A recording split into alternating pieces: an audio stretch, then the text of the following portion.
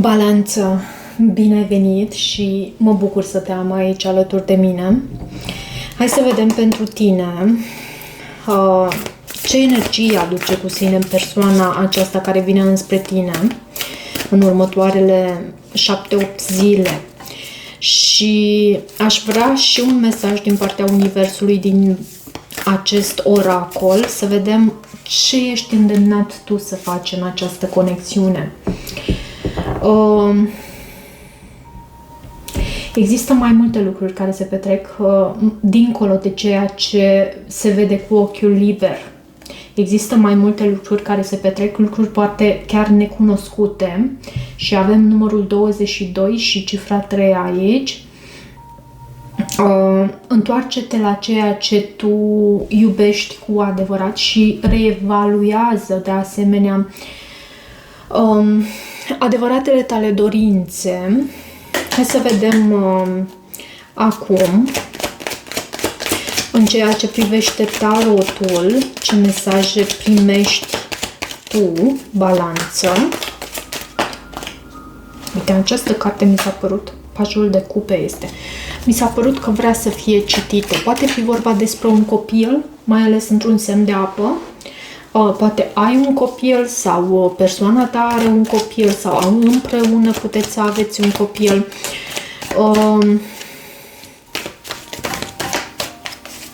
Da.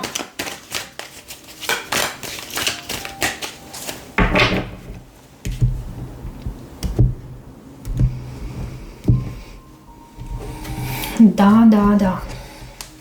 La baza pachetului avem Marea Preoteasă. Marea Preoteasă poate să reprezinte o persoană din zodia Pești sau o persoană extrem de intuitivă și văd și foarte atractivă cu acest 9 de monede. Și există posibilitatea unui nou început stabil după o încheiere, după ce tu închei ceva anume aici. Există posibilitatea unui nou început cu stabilitate, există posibilitatea de a da o nouă șansă aici.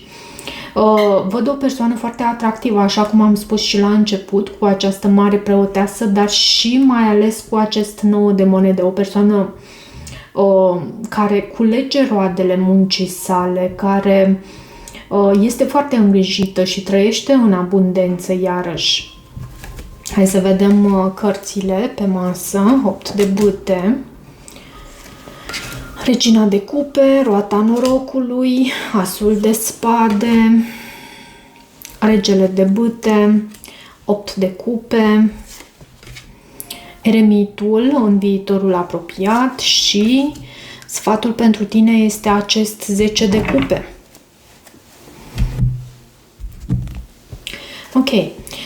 Cineva cred că a plecat. Din ce văd eu aici, cineva a plecat. Posibil această persoană, deși se gândește să revină cumva, să schimbe dinamica de aici. Posibil să fie această persoană care a plecat, însă cineva, fie tu, fie cealaltă persoană, a plecat din acest... S-a detașat, iarăși, din punct de vedere emoțional. Însă această persoană încearcă să schimbe ceva. Încearcă să pună această roată a norocului în mișcare. 8 de bâte și mai ales că avem aceste cărți aici în sentimentele și în gândurile sale. 8-ul de bâte este în sentimentele acestei persoane, este o carte a manifestării, dacă nu știai acest lucru. Este o carte care vorbește, bineînțeles, despre comunicare, mai ales în acest context al tău. Și uite, vorbim despre manifestare. Este o carte a manifestării, avem și magicianul aici, care vorbește despre magie, despre manifestare, materializare, muncă, acțiune, poate chiar creativitate, o persoană care își dorește foarte mult să dinamizeze lucrurile cumva între tine și dânsa, să facă lucrurile să meargă așa cum își dorește. Și de ce acest 8 de cupe?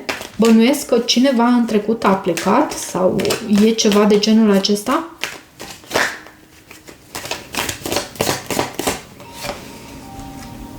Nouă de monede. 9 de monede. Da, cineva a plecat, cineva și-a ales independența și lucrul acesta această persoană încearcă să îl schimbe. Și nu știu dacă ești tu această persoană care și-a ales independența sau persoana ta. Indiferent cum ar fi, sunt posibile ambele variante. Asul de spade este în felul în care se arată această persoană. Cred că comunică foarte bine și asul de spade, chiar zilele trecute citisem într-o carte în care am găsit semnificațiile cărților de tarot. Asul de spade anunță faptul că e posibilă reușită aici, e posibilă victorie, dar trebuie și reziliență din partea acestei persoane, pentru că astfel se arată această persoană. E necesară și așa ceva, și reziliența, și munca, și efortul, pentru că altfel nu obținem nimic. Să fie proactivă iarăși această persoană. Da, uite. Avem acest card, Cavalerul de Spade, care vorbește și despre a acționa. În felul în care se arată această persoană,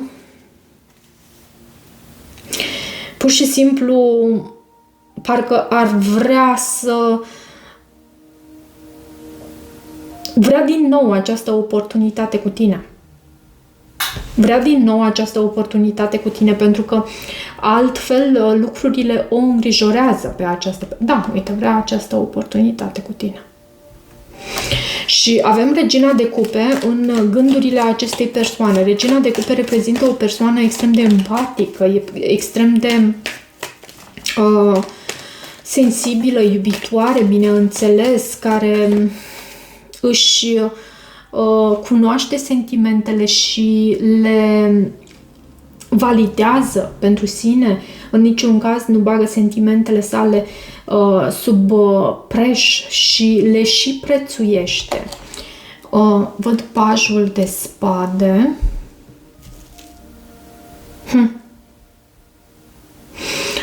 Fie este vorba despre un copil, fie este vorba despre faptul că această persoană e foarte vigilentă, aș putea să spun.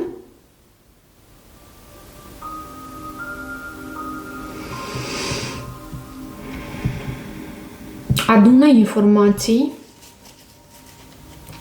și avem Regele de Bâte în sentimentele tale pentru această persoană. Regele de Bâte reprezintă o persoană extrem de atrasă de ceva anume. Deci ești foarte atrasă în funcție de gen. Acum ești foarte mult în energia ta masculină, dacă ești și dacă ești bărbat și dacă ești femeie. Ești în energia ta masculină foarte atrasă și uite, văd și Asul de Spade. Atras de această comunicare, pentru că Asul de Spade poate să reprezinte și comunicarea autentică, de creativitatea poate din partea acestei persoane. Ești atras de ceva ce ține de comunicare, de noi idei, iarăși cu Asul de Spade. Ești atras de ceva ce ține de așa ceva față de această persoană. Poate este o persoană cu foarte multe... o persoană intelectuală cu foarte multe noi idei, o persoană abilă, cu o claritate mentală foarte bună. Și tu percepi aceste lucruri și lucrurile acesta aprinde focul interior la tine. Te pune în această energie a Regelui de Bâte, o persoană atrasă, focoasă, în același timp atractivă, pasională. De ce Regele de Bâte acum? Nu Regele de... scuze. De ce acest card Roata Norocului în intențiile acestei persoane? Diavolul și 7 de monede. Diavolul poate să reprezinte energia unui Capricorn. Și vezi tu, având acest card Roata Norocului, Și acest card al toxicității, cred că această persoană încearcă să schimbe ceea ce reprezintă toxicitate în viața personală pentru a putea investi în această conexiune într-un mod sănătos și pentru, cel mai probabil, pentru a ajunge la acel 10 de bâte. Da, pentru a investi, pentru a munci la această conexiune și pentru a lăsa în urmă ceea ce înseamnă toxicitate, pentru că vrea să schimbe ceva. Și ceea ce vrea să schimbe este această energie a diavolului. În viitorul apropiat avem eremitul. Eremitul reprezintă o persoană care analizează, care gândește foarte mult, o persoană care pune lumină asupra anumitor lucruri din viața sa sau din viața celor din jur. Poate să reprezinte o fecioară. Treiul de bâte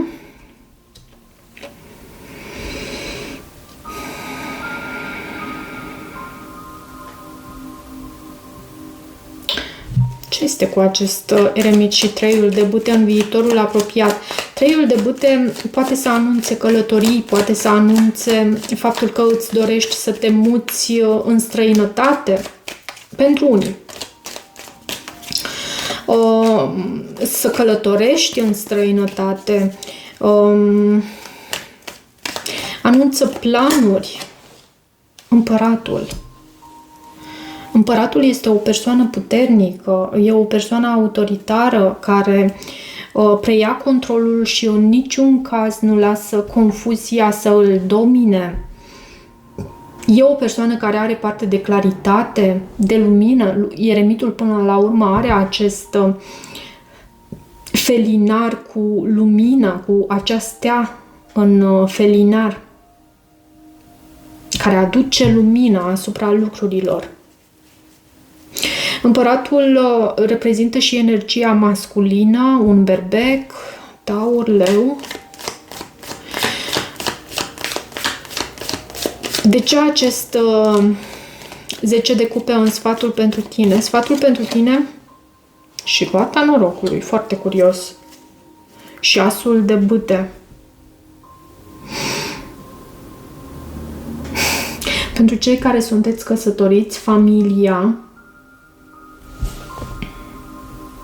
acest 10 de cupe, pentru că 10-le de cupe poate să reprezinte și familia, reprezintă familia fericită. Familia este norocul tău, e locul în care te simți acasă.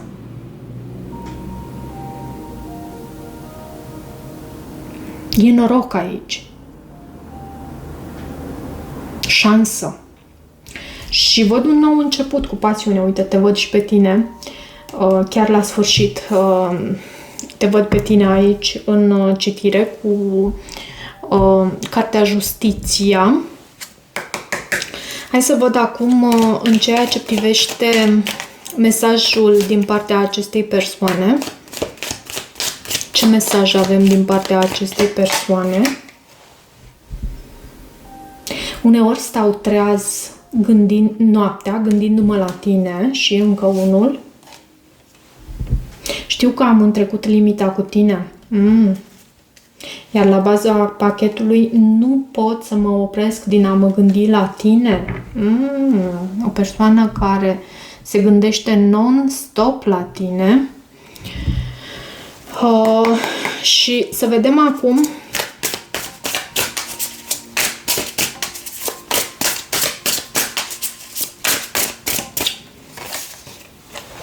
un mesaj din oracolul creatorilor sacri. Hrănește femininul sacru. Văd luna aici. Hrănește femininul sacru, numărul 18, și acceptă și primește. Tu ești într-o perioadă în care e necesar să accepti și să primești, pentru că sunt anumite lucruri care e posibil să te nemulțumească inițial, dar eu văd ca fiind ceva benefic pentru tine. E ceva toxic ce această persoană încearcă să lase în urmă și lucrul ăsta e bine, bineînțeles nu este ideal, însă e bine totuși faptul că în intențiile sale încearcă să lase în urmă această toxicitate, adicție, ceva, poate chiar depresie, probleme de sănătate mentală pentru unele dintre aceste persoane cu care voi aveți de a face.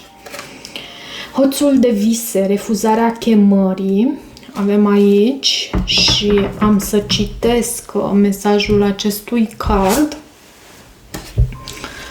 doar să îl găsesc imediat. Hoțul de vise. Respingerea împlinirii, refuzarea chemării. Hoțul de vise este un seducător suav și convingător. Singurul lui scop este să te țină hipnotizat de confort și uniformitate. Vrea să îți repeți la nesfârșit vechile povești ca să nu evoluezi dincolo de ele. Întreabă-te dacă nu cumva te întorci la familiaritatea poveștii tale de origine, de ce ai fost rănit sau când ai fost respins. Vorbește despre modul în care familia te-a modelat când erai copil, fără să recunoști și faptul că ai devenit deja altcineva. Când înveți doar din rănile vechi, nu-ți permiți niciodată o nouă aventură. Adu-ți aminte că te-ai schimbat deja, recunoaște că ai povești noi pe care să te bazezi și pe care să construiești. Dorești să treci dincolo de bariera de sticlă pe care ai pus-o între tine și orizont. Poți și nu este dificil. Răspunde la chemarea către o nouă aventură și renunță la împotrivirea de a naviga pe mările neexplorate ale potențialului tău. Vântul îl va liniști pe hoțul de vise și îi va cânta să adoarmă, astfel încât tu să te poți trezi și să mergi înainte. Ești mult mai mult decât crezi. E timpul să exprimi acum ceea ce a stat în adormire. Noua ta aventură a început deja. E vorba despre faptul că balanța își limitează cumva orizontul și asta cred că tu o faci într-un mod inconștient. Parcă nu vrei să recunoști în mod conștient potențialul pe care tu îl ai, uriaș pe care tu îl ai, și asta din frică, din teamă, ok? Sunt anumite frici, sunt anumite răni ale trecutului care încă te țin acolo și pe care, știi cum e cu o rană, odată ce o zgândări și nu o lași în pace, e clar că acea rană se va vindeca mult mai greu. Mai bine lasă-o în pace și concentrează-te pe potențial, pe visul tău, pe dorința ta cea mai stringentă, cea mai puternică a ta, iarăși. Pentru că poți. Ești o persoană cu potențial uriaș. Și iarăși energia feminină este importantă pentru tine și ce mai voiam să spun de asemenea e faptul că tu ești o persoană care prosperă în parteneriate. Ești o persoană care atunci când e în energia sa, cum să-i spun eu, în energia sa înaltă, în energia sa bună, știe să lucreze foarte bine în colaborare cu cei din jur. În parteneriate poți să creezi anumite parteneriate solide în viața ta. Și văd aici faptul că familia ta reprezintă norocul tău.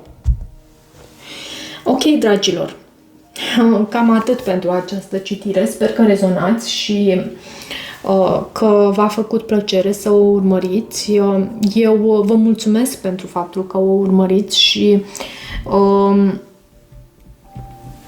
chiar cu cea mai mare onestitate, pentru că pentru noi toți cei care avem aceste canale de YouTube, vizualizările